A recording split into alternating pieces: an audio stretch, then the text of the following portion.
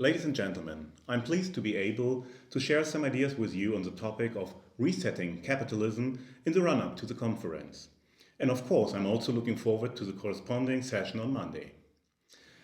This event, as well as a relational finance initiative broadly speaking, aims, among other things, to inquire what insights we can harvest from the social market traditions in countries like Benelux, France, and Germany for overcoming contemporary problems related to financial matters.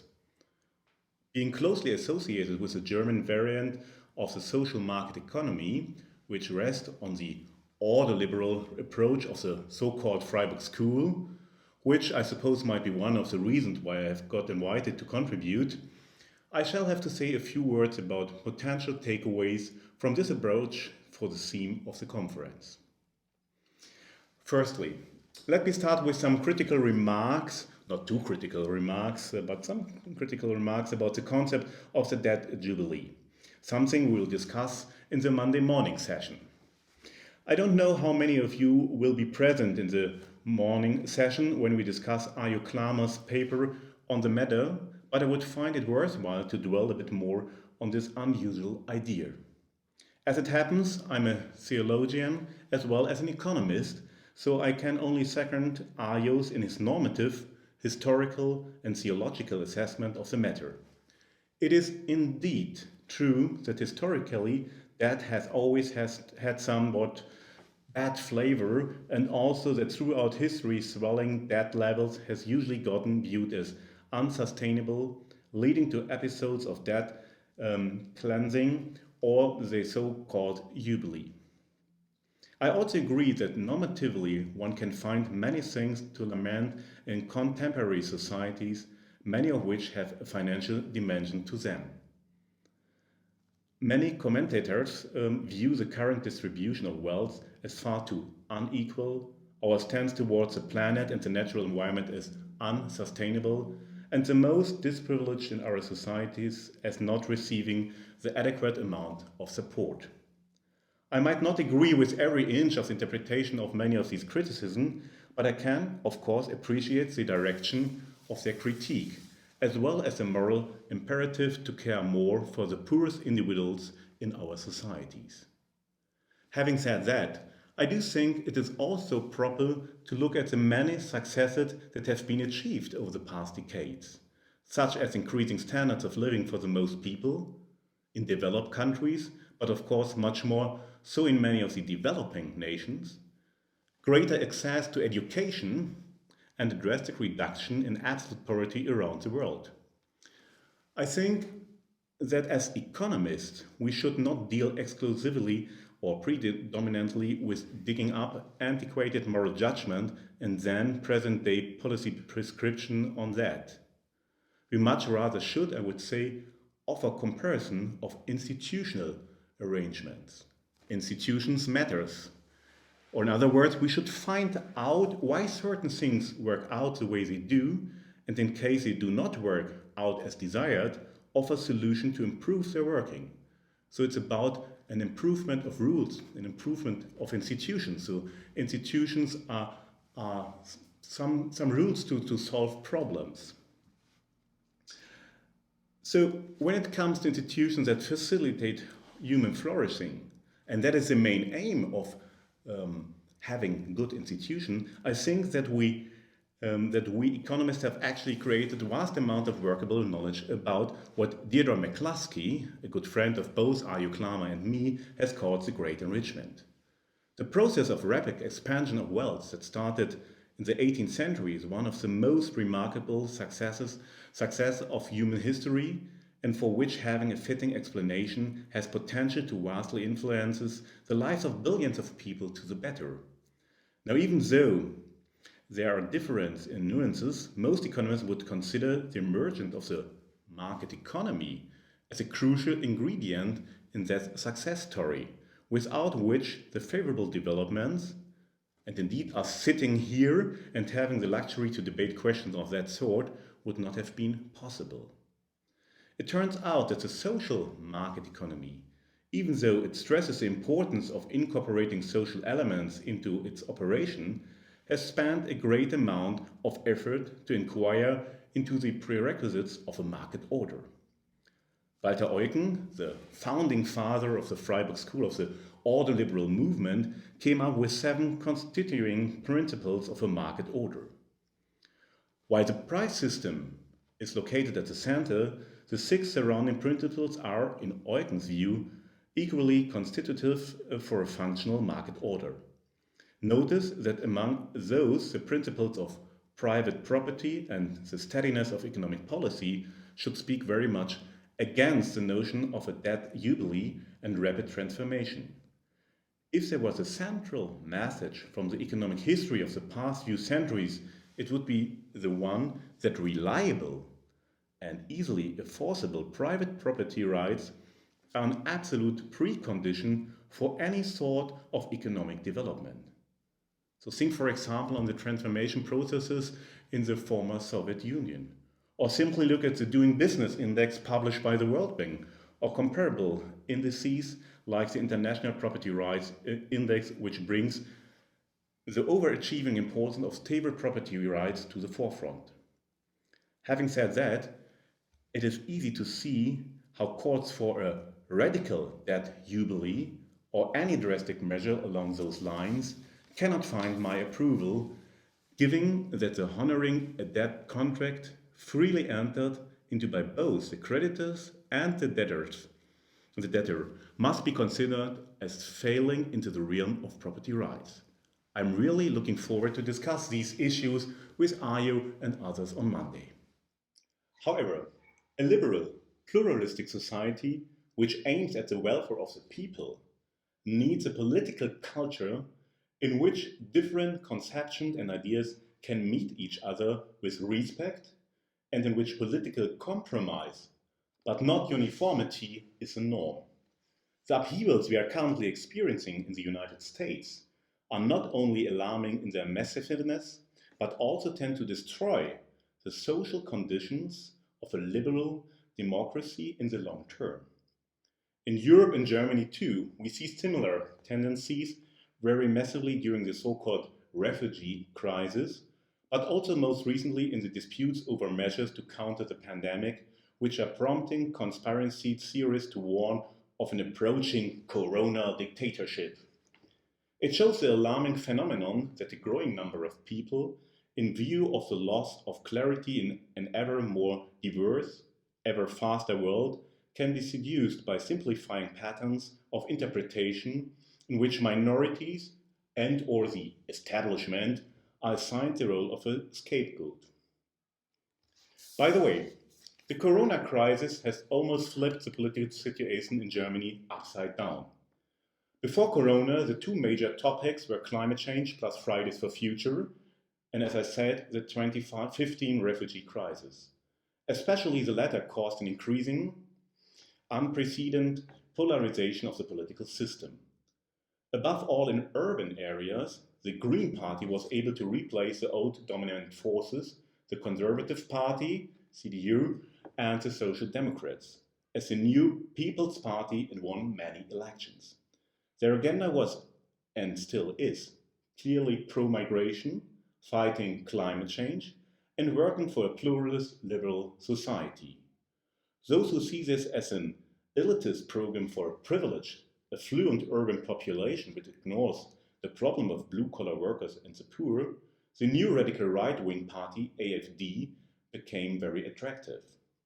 Between these 2 parties with very clear but totally opposite programs, the 2 governing parties, the Social Democrats and the Conservative, appeared vague, almost random in their positions and increasingly indistinguishable. But with the corona crisis, everything changed. It is no new news that in times of crisis people usually tend to support the incumbents. In this case, though, there was a lot government could have done wrong. But it seems Angela Merkel's compromise-oriented style, avoided 2 extreme steps, was the right approach. As far as we can tell by now, Germany found an adequate way through the crisis. Measures were not as extreme as in Italy, Spain, or even China, but also not as lax as in the early UK weeks or Sweden. This gave her and her government tremendous support, as people in Germany are overall really okay with the degree of anti-corona measures. Surprisingly, after measures in Germany were relaxed, quite many citizens were concerned that it might be too early. I think this shows that people were really putting faith in government. We can even interpret a few anti-government protests as an inverted conspiracy theory. The fact that these people were able to express their opinion and organize protests shows that the measures weren't too harsh and annihilating our basic rights. If you look at the political situation right now, we see quite some things are different compared to pre-corona. The Green Party as well as the radical right AfD have lost support. The governing parties have gained impulse, and the new lines of division aren't found between these two. Also, conservatives and social democrats have been competing with each other since the founding of the Federal Republic. It is indeed on the level of the Federation where we currently see the biggest controversies. The initial criticism that the federal system is inadequate for handling a national crisis has been proven wrong. In cases where two different approaches in the federal states were ineffective, the state governments usually converged to a common standard within days. Where differences proved adequate, measures were adjusted, for example, with eastern states being less strict due to lower case numbers, while Bavaria followed a very strict approach given its close neighborhood with Italy and Austria. And the biggest political conflict occurred between two members of the Conservatives, Prime Minister Söder in Bavaria, leader of those favoring strict measures, and Armin Laschet, head of the most populated federal state, North Rhine-Westphalia, who tends towards a less strict regime of anti-corona regulations. Many see this conflict as a very relevant one. It may decide who will be the next conservative candidate for head of government in Germany. Given that the conservatives are much stronger than the social democrats and most likely remain so, this may effectively decide who will become Merkel's successor. Back from politics to theory. I think here it becomes obvious that the question of social cohesion, as well as of trust in social and democratic institutions, arise with great urgency. Similar to the situation after the Second World War, but at the same time quite different, today it is a matter of redefining the common bond or the common ground of our living together.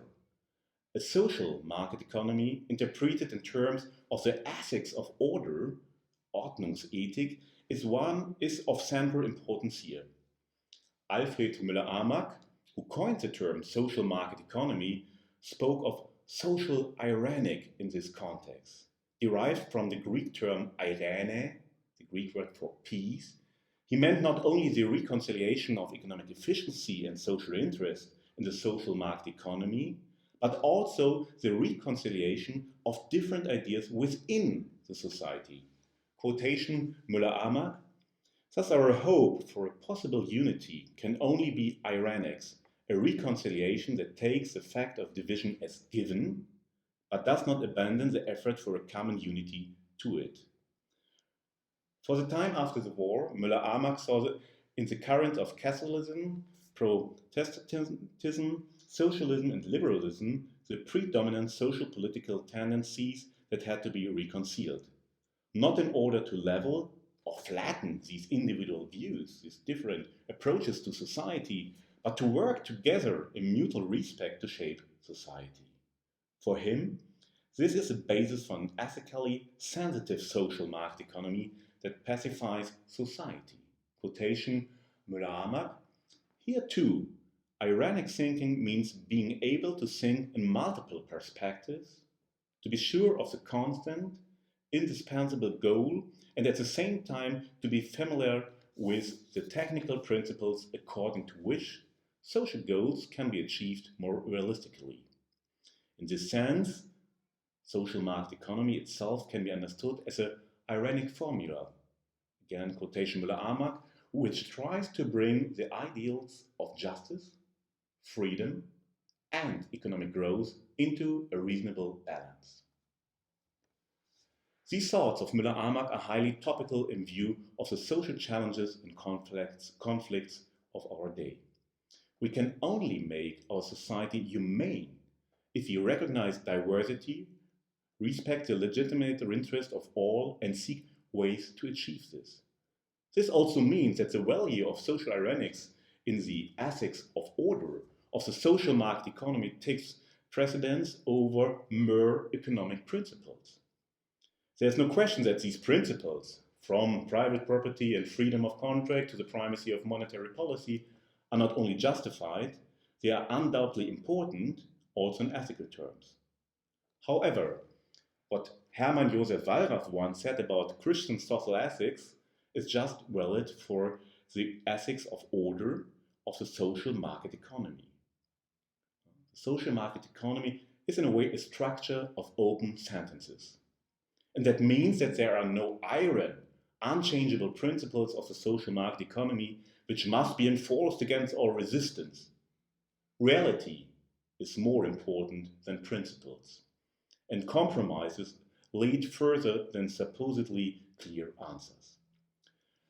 As a recent research collaboration of mine with colleagues from Elke de Jong's team at the Radboud University in Nijmegen, incidentally about a somewhat similar topic, has concluded, the undogmatic approach of the social market economy does not shy away from revising its advice for economic policy over time, and also does not take shame deviating from perceived first best solution if societal conditions do not warrant their implementation.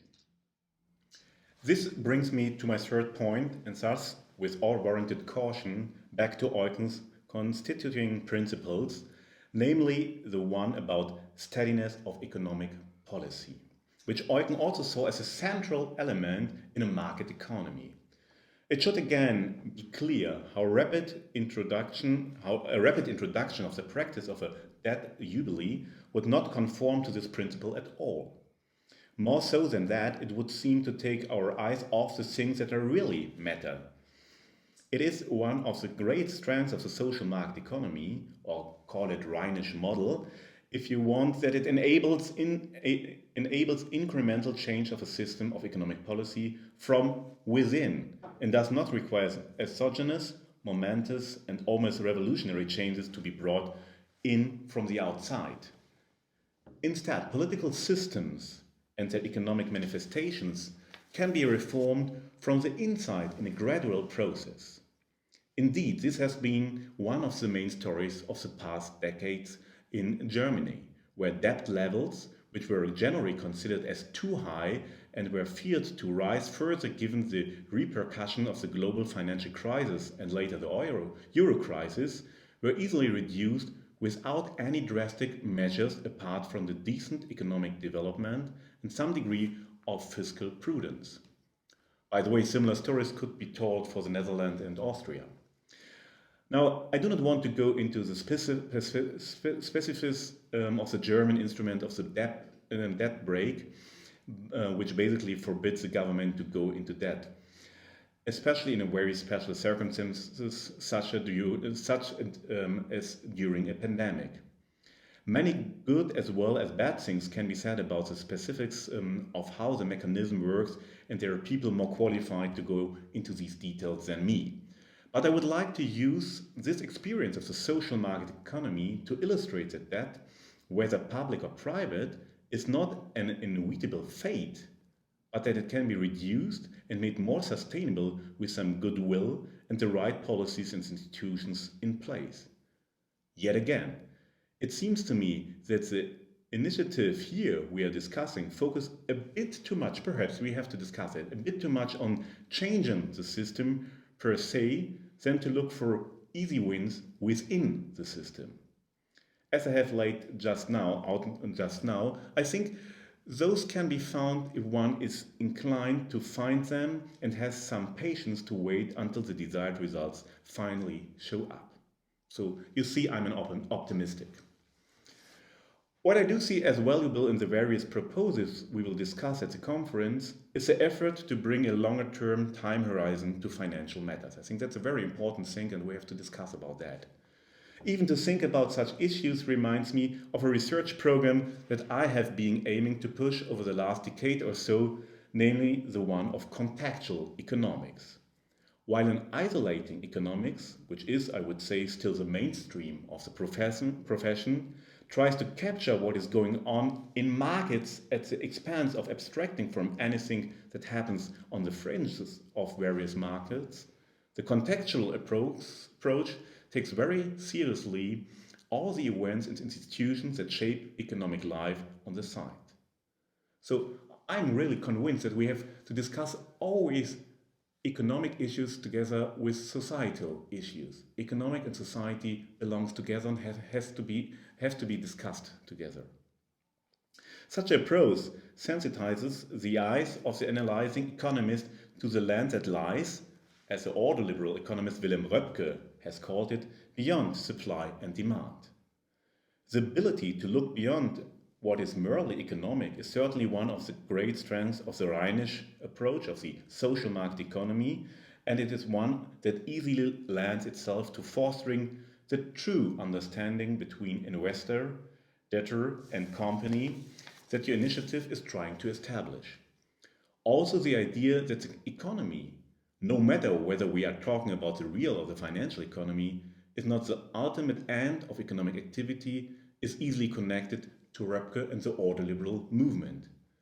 Consequently, Röpke was also a forerunner of what one would call the environmental movement today, showing very respect for the boundaries of our planet and the limits of economic development at the cost of natural environment. Hence he, and with him, the entire ordoliberal research agenda would be easily connectable to the theme of this event. So, when the initiative speaks about today's great challenges and asked how a complete overhaul of the financial system could help to overcome them, I, again, have to provide you with a perhaps disappointing answer. When we look at the past 100 years, we have always had great challenges, and this would actually somewhat of an understatement. Nevertheless, the market economy has proven itself to be an extremely workable and adaptive system that, in general, promotes the economic interests of people reasonably well. I therefore contend that our efforts have to be directed at maintaining, but of course improving the system as good as we can. Many people have opined over the past few months that the effects of the ongoing corona pandemic will spell the end of capitalism itself. While there indeed were severe turbulences on all major international stock markets in March and early April, these turbulences seem to have subsided for now. Similarly, it also seems as if the global bond markets have thus far failed to collapse, and even small and medium enterprises are not lining up for collapse and liquidation. It seems as if the current European financial, economic, and social models, social market economies, that is, have once again provided workable solutions to grave and unexpected problems. Targeted government subsidies and stimulus programs, such as the famous Kurzarbeit, short-time work, with the difference in remuneration being paid for by the government, have avoided the worst outcomes so far. Additionally, there appear to be certain welcome developments underway in finance itself. The increased popularity of ETFs, exchange rate index funds, have given retail investors hitherto unknown possibilities to invest in broadly diversified portfolios at negligible cost with the effort of the click of a button. While this does not necessarily make finance more personal or local, it certainly helps millions of people around the world to meet their financial goals. Additionally, investor behavior has recently shifted to accommodate the greater desire of environmental consciousness among the general public, giving rise to vast amounts of financial products dedicated to the cause of ESG, or environmentally sustainable investing. So, as you can see, the world of finance is not static at all, but instead constantly changing in incremental steps, perhaps to better accommodate the needs of its users. While of course not everything is well in this regard, it remains my firm conviction that the remaining problems can and must be solved within the prevailing system of a market economy and its associated financial system. I hope to have shown you that the tradition of the German social market economy would indeed strengthen a conclusion of that sort, but would also not despair because of the problems that still remain to be resolved. With the help of a strong, but limited, and well supervised state, many of the problems related to debt and the financial markets can indeed be overcome. It will be not easy. We have to think about prudent solutions for these problems, but I think we have to find these solutions within the market or with the help of the market. Although the lens of contextual economics helps us better appreciate societal needs and enables an analyzing economist to integrate these qualitative data points into the analysis, this should not make us blind towards the historical achievements of a well-ordered market economy. And to say it perhaps again, so I think we have to look more on the real issues going on than trying to have empirical research only by numbers, but we need some research by words as well. Taking into account of what I said earlier about Müller-Armand's take on the ironic formula of the social market economy, this approach means constantly readjusting how a liberal economy and society can be shaped and how principles can be interpreted in the light of changing conditions. This is especially true in times like this, in times of crisis, but also fundamentally for the necessary corrections of the social security system in view of demographic change or the further development of competition law in view of monopolistic tendencies in the digital economy. And not the least, it is also a workable guiding principle for addressing the shortcomings of the financial sector and proposing reforms for overcoming them, as we are going to discuss on Monday. At the heart of this, it should be the unalterable demand that the economy must serve people and not the other way round.